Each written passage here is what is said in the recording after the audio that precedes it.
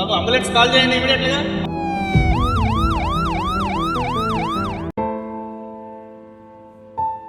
ఎలా అమ్మా వంకాయలు? అవి కేజీ 60 అమ్మా. 60? 30కి రాదా? 30కి రావమ్మా, 50కి ఇస్తాను రా. అమ్మా నువ్వు కప్పరా కూతురు కదా.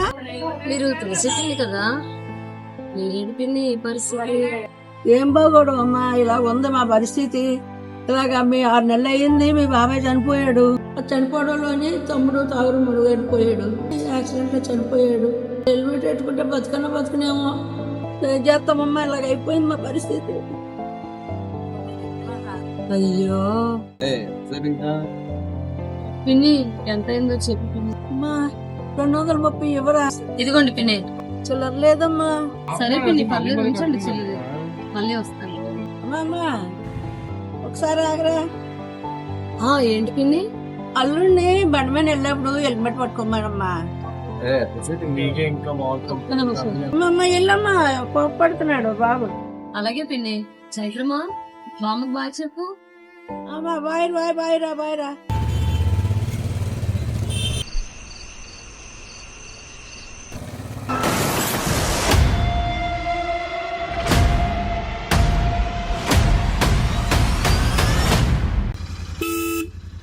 చైత్ర టైం అవుతే త్వరగా రావాలి. రా. మళ్ళీ ఏమైంది?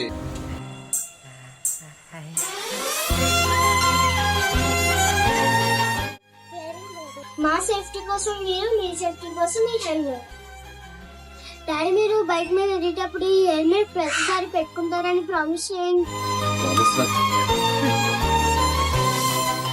ప్రయాణం మీ గమ్యం కావచ్చు.